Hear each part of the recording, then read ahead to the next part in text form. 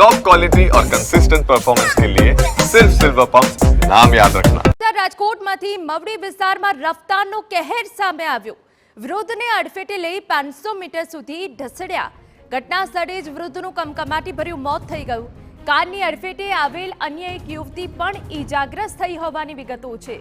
Car ચાલક નશામાં ધૂત હોવાનો સ્થાનિકોનો આરોપ। અકસ્માત સર્જનાર કારમાં 4 લોકો સવાર હોવાનો ઘટસ્ફોટ થયો છે।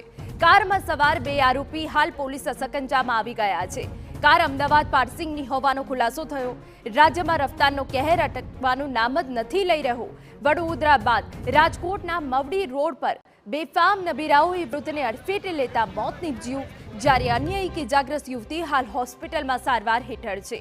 પોલીસે હાલ ઋત્વિજ પટોડિયા અને ધ્રુવ કોટક નામના આરોપીને ઝડપીને સમગ્ર મામલે વધુ તપાસ હાથ ધરી છે।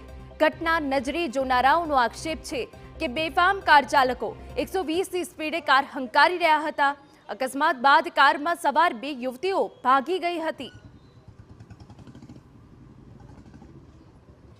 ભારત પેટ્રોલ પંપ પાસે ઊભો હતો અને પાછળથી કિયા સોનિક 120ની સ્પીડે હતી અને જે દાદા હતા પેટ્રોલ પૂરવા માટે નિરાતે હાઈલા આવતા હતા એટલે કિયાની ફૂલ ટોકન ન્યા લાગી એટલે બિચારા દાદા તો ન્યાની એક્સપાયર થઈ ગયા। મને એવી આશંકા લાગે છે અને મને ઠોકર લાગી, હું બેભાન થઈ ગયો।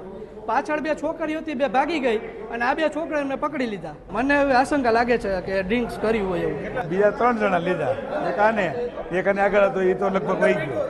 કેટલી સ્પીડ છે? 100 ઉપર છે।